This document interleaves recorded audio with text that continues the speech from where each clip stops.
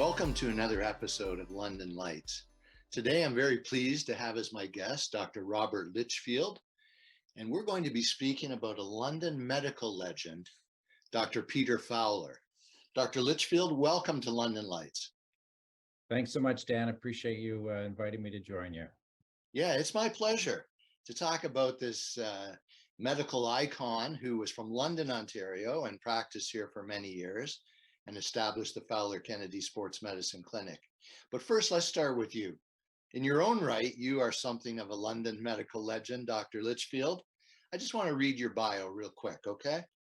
So Dr. Bob Litchfield is a professor at the Department of Surgery at Western University in London, Canada. He is the medical director of the internationally recognized Fowler Kennedy Sport Medicine Clinic. Dr. Litchfield completed his orthopedic residency in Western in 1991 and fellowship training at the Steadman Hawkins Clinic in Vail, Colorado in 1993. Dr. Litchfield is recognized for his work in sport-related knee and shoulder conditions. He treats many elite amateur and professional athletes. Dr. Litchfield has trained more than 100 clinical fellows from many countries around the world. Well done. Dr. Litchfield was honored to serve on the medical team for the Sochi Olympic Games in 2014. Maybe we should focus on you today, Dr. Litchfield. No, not at all. Not at all. Yeah, you're making me blush just reading that out. But, I think all of us who have worked here and worked with them, the resume that we've created and the success that we've had in our careers, we really very much owe to our mentor, Pete Fowler. The opportunities that I've had in my career just wouldn't have existed, and doors that opened were opened by Pete Fowler. Yeah, that's true. He is world recognized for his talents and the contribution he's made to modern science and the treatment of orthopedic type injuries. Now, unfortunately, he has passed in November of 2022, just recently. And there's no question the impression that he has left in the world of medicine has been extraordinary. So first, I want to explore, how did the two of you become connected? Yeah, that's a good question. When I was a young guy in medical school, I had some orthopedic problems and had some knee surgery. And I ended up getting my physiotherapy in the J.C. Kennedy Athletic Injuries Clinic, which was the predecessing clinic to the Fowler Kennedy Clinic.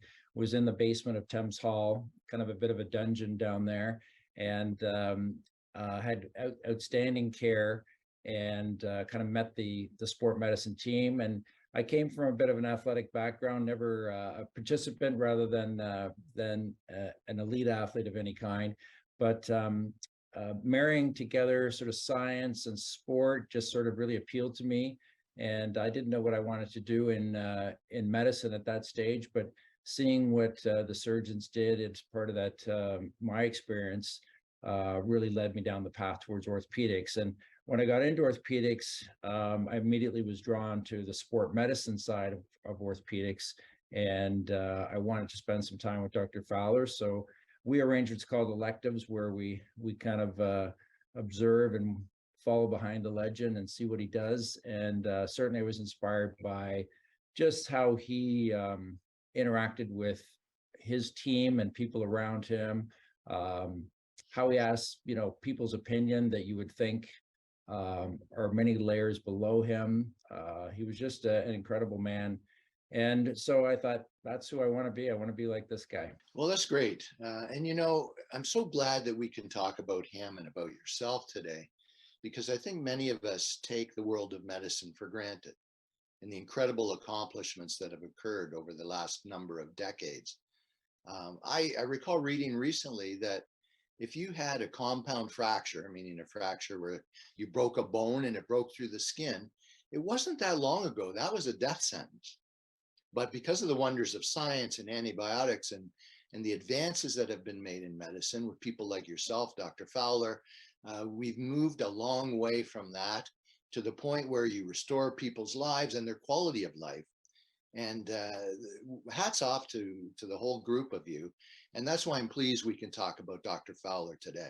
Yeah, thanks so much. No, it's very true. The changes even in my career have been quite remarkable in terms of how we can do things through smaller approaches. We're doing things and sending them home the same day, where they used to spend a week in hospital, allowing them to get back to activity, back to their work much quicker than the days gone by. The days of putting long leg casts and having people on crutches for months and months doesn't exist anymore. We fix things solidly and we let people, use them right away, and it makes a big difference in terms of their recovery. Well, that's incredible. And again, hats off to all of you for the work that you do, and all of the doctors in London that are so incredible.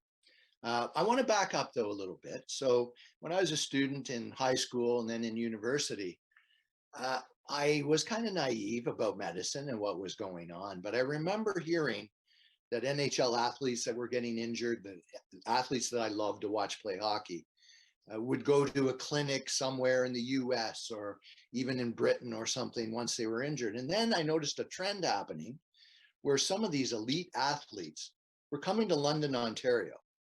And we're talking about people like Todd Brooker, Steve Yzerman, Eric Lindros. And I'm thinking to myself, not knowing about medicine and what was happening at the university, what is going on? Something is happening. I'm not sure what the details are, but these guys could be going anywhere in the world to get top-notch treatment. And now they're coming to London, Ontario. Can you give me some insight and give our viewers some insight? What was happening? I think what was happening was trust. There was an innate sense of trust. I think part of it's a Canadian deal. We don't have to sell ourselves at all. We're busy, regardless of whether we see another patient or not. We're always busy, so we don't have to go and make sales pitch to patients. I think there's an honesty. We can tell them exactly the way it is. And I do know, for example, Eric Lindros very much trusted Pete's advice on many things, even if it wasn't related to orthopedics. He trusted Pete's wisdom, and if Pete didn't have any answer as to what we needed, he knew someone that he trusted that he could get the answer for Eric. And same with Steve Yzerman. Steve came because he required realignment surgery called osteotomy surgery, and this is something that Pete brought back from Europe and became really a North American leader in realigning crooked limbs, if you will, and trying to give life back to injured knees by changing the loading on the knee. And that's what Steve had done, and added a couple of years to his career.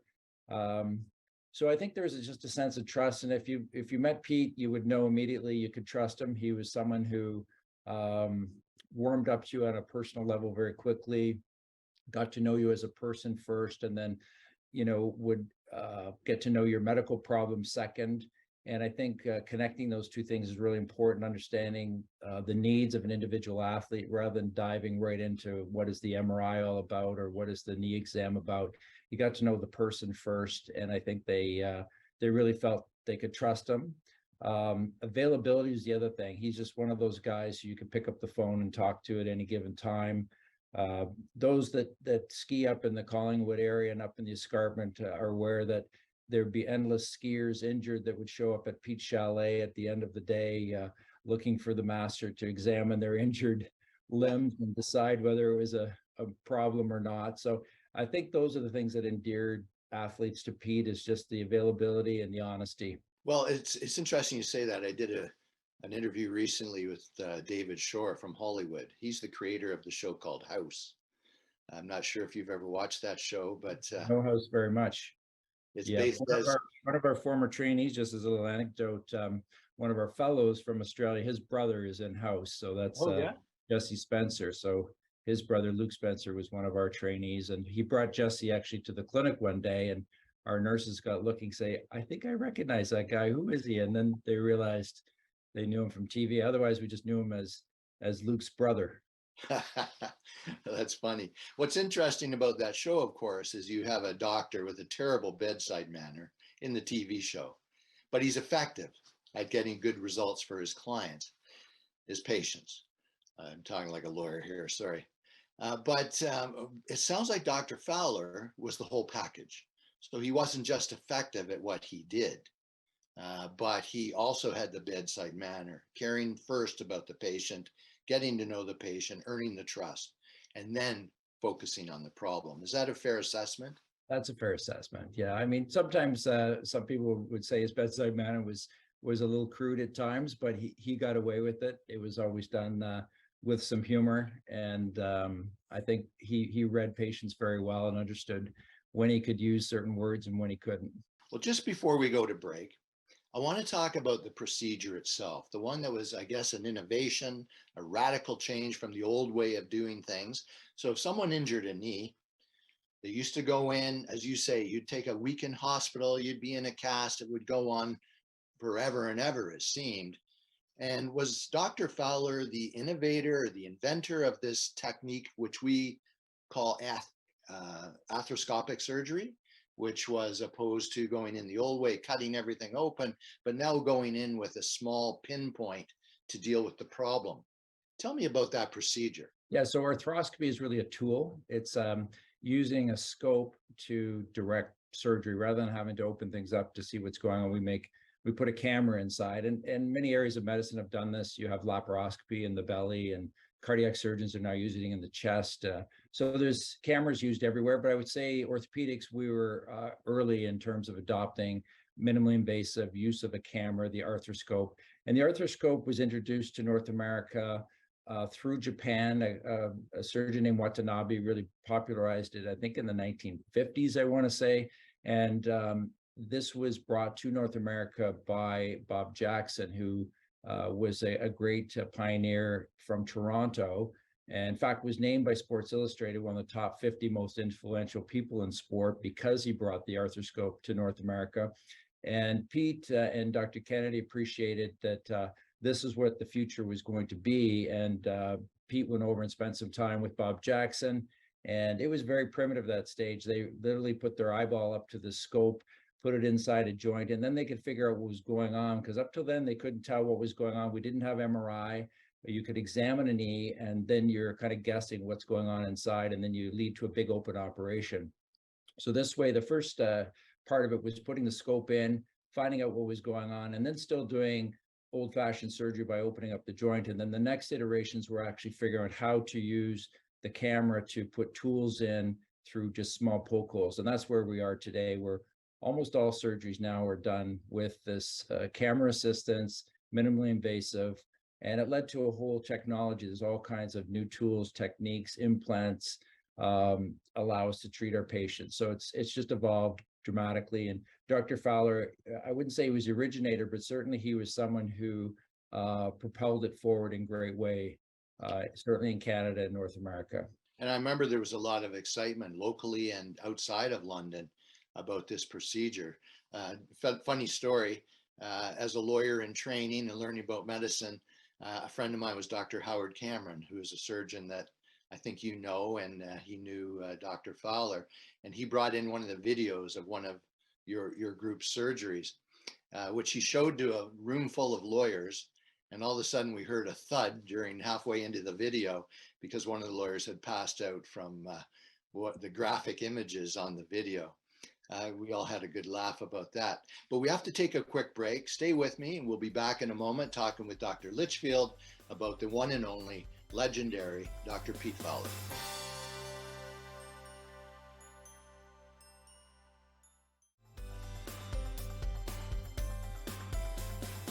Welcome back, viewers. We're talking about the legendary Dr. Pete Fowler. Our guest today is Dr. Robert Litchfield. Now, before the break, Dr. Litchfield, we were talking about some of the procedures, arthroscopic surgery, the innovation with that. Can you help me understanding more about the man, Peter Fowler? What was his background? Where did he study? And how did he become an innovator that was recognized around the world? Yeah, Pete grew up in Woodstock, met his lovely bride, Libby, in Woodstock, and came to Western. He was a swimmer, so he was varsity athlete doing what was called phys ed at the time, and then was interested in medicine. So he actually swam for 8 years at Western, was very accomplished, and was naturally drawn, I would say, to sport medicine and to orthopedics through his athletic background. At the time, the Canadian leader in sport medicine was Dr. Jack Kennedy, who was here at Western as well. And the two of them obviously became very close, and Dr. Kennedy was Dr. Fowler's mentor and directed him think about this as a career. Initially, Dr. Fowler was going to the University of Michigan to do orthopedics because there wasn't an orthopedic program here in London at all.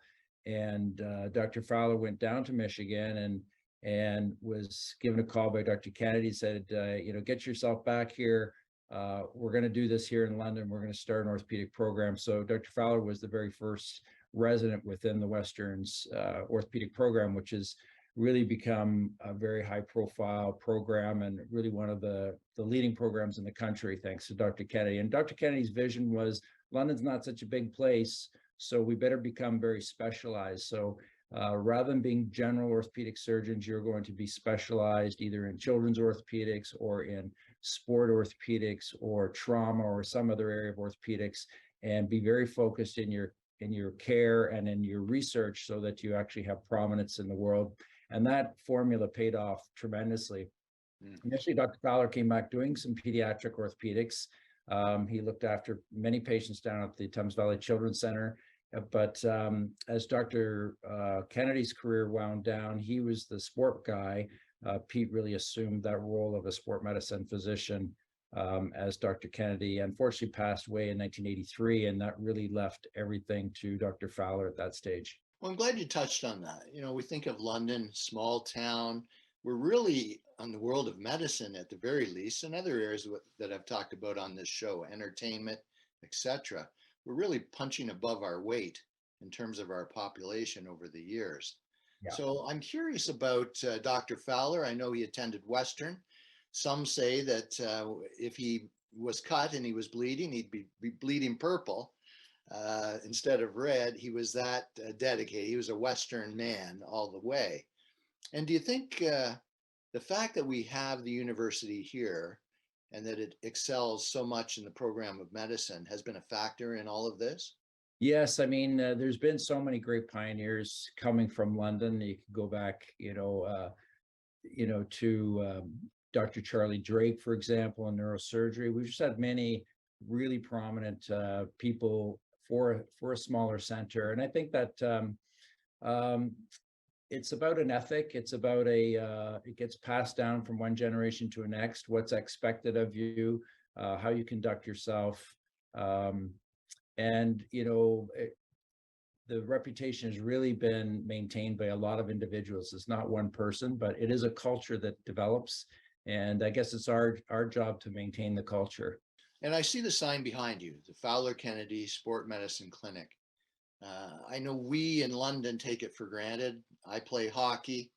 When a guy is hurt on the ice, next thing I hear, a week later, he's checking in at the Fowler Kennedy Sport Medicine Clinic, and they get him back on shape, and he's back on the team within a few weeks. So the work certainly has made an impression and an influence on the lives of Londoners. How did the clinic get founded, and how did it really take off, and what was the key to their success? The original clinic was strictly for varsity athletes. That was the J.C. Kennedy Athletic Injuries Clinic in Thames Hall. And when I first came back in 1993 or so, Dr. Fowler had this vision of creating a larger entity that would serve the community and beyond. And what he wanted to do is put together a number of healthcare disciplines. So the physiotherapists, athletic trainers, primary care doctors, and orthopedic surgeons, all in the same place where the focus would be around the athlete and whatever was needed, really a team approach. And so that's where the vision for building this clinic, he had to be convinced to have his own name put on the clinic. Many of his donors said, no, Pete, your name has to be on this thing. So it became the Fowler Kennedy Sport Medicine Clinic. And that opened in 1995 and in its current location here in the 3M Center on Western's campus. And I think it exceeded beyond our wildest dreams, really, in terms of drawing the number of patients, in terms of attracting really talented people that work here. And if you ask internationally, can you name a sport medicine clinic in Canada? In most countries, the only clinic they can name is our clinic. So it's really been pioneering in terms of its structure, and the production from research and whatnot has been tremendous. So our work is really referenced around the world. So many great researchers have come out of here. The late Dr. Sandy Kirkley, who passed away about 20 years ago, just at the age of 40 in a plane crash. She contributed an amazing amount of research in her short career that is still important and referenced today. Well, I had to take advantage of the clinic last year. I had a shoulder injury from hockey, and I can tell you the care was just top notch. I didn't get the sense in any way that because I'm what they call, I guess, a weekend warrior versus a Steve Eiserman, some elite athlete, I got the sense that everyone's treated the same, and a sense that everyone is treated as an important patient. And I really think that's a wonderful philosophy. Is that a philosophy that Dr. Fowler had? Yeah, absolutely. I mean, we all like looking after professional elite athletes, but they're few and far between. Um, we loved having them in and just mixing them in with our community patients in our physiotherapy unit. It's very inspiring for community patients to look over and see someone that they may recognize, whether it be a varsity athlete or a London Knight or a professional athlete. So we just try to mix them in as everyday people. I think the athletes appreciate it, and also, our weekend warriors, I should suggest, appreciate it as well. Yeah, for sure. Now, when Dr. Fowler unfortunately passed in November, uh, his obituary was published in the Globe and Mail and in the local London Free Press. And I had a chance to read it, and it was so rich in terms of his life story and his accomplishments. So in 2007, he retired from Western, but I guess he went to Qatar, and then he was recognized in the London Medical and Sports Hall of Fame. And in 2018, it must have been a great thrill for him. He was made a member of the Order of Canada. Did you attend that ceremony, or did he talk to you about it? Did it mean something to him? Yeah, that was very important, and I have to say, we worked behind the scenes for quite a few years to get Pete recognized appropriately with an Order of Canada, and there's many Londoners who went to bat behind the scenes to make that happen. And he was a very proud Canadian. He had lots of opportunities to jump to the US earlier in his career, and everyone would have wanted them at their university, and he stayed. And we're glad he did, obviously, but he was very proud of his Canadian heritage, and that Order of Canada to him was very, very important. Well, that's great. I wanted to read a quote from his obituary. Just bear with me a moment, and then I'll get your comments and maybe how this might translate to others in London. But they indicate Dr. Pete Fowler's life was bold, colorful, and impactful, and shaped by the driving belief that through the power of sport and medicine, Western, London, and Canada deserved a prominent place on the world stage. He did his best to make that happen, and he was purple and proud until the end. So, as we've already touched on, London may be a small community, but we have a reputation for producing these giants that make a difference on the world stage. I don't know how many Western medicine students will be watching this, but I'm sure there'll be many over time, and doctors. Do you have a message for those viewers, maybe the young people that are thinking about getting into a career in medicine? What's the philosophy that drives you and drove Dr. Fowler, and is one that they can adopt for following the same profile for success? Yeah, thanks, Dad. It's a great question. I think we often use the analogy of sport with medicine, and there's many similarities. I think dedication, commitment, um, believe in yourself. Even though Pete came from just Woodstock, Ontario, Canada, through hard work and committing to it, that you can be prominent. So individuals can make a difference, and it's really about commitment. Canadians are every bit as important as any other country in terms of our contributions to healthcare and to medicine, and that you should feel confident that you can follow any pathway that you like through those those focuses on commitment and sticking with it. Hard work, Right. common theme in this show. So what's ahead? What's ahead for the clinic? What's ahead for you? Dr. Fowler now has left us, unfortunately, but his mantle has been passed. The torch has been passed. Is this an onward and upward thing from your perspective? Yeah, it is, and for sure. And I mean, think first job is to honor the great man. We have some some plans underway for later this year to honor him in a public way here on campus. There'll likely be some naming opportunities for Pete here on campus. And then the clinic is going to continue to thrive and grow. We're opening up a South Campus here in London, and we're looking at moving the main campus here on Western soil as well, with a larger version of the Fowler Kennedy. So it's continued growth and continued expansion. All right, that's great. I've enjoyed this chat. One quick question. I work out at the gym, The Good Life, downtown London.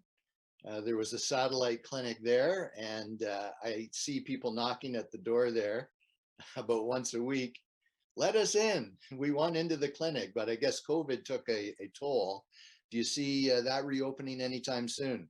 I don't think so. I think we're going to refocus our efforts down. We have a brand new site down on Wonderland South near Bradley, and it'll be a really exciting new state-of-the-art facility down there that I think will look after the community in a much better way.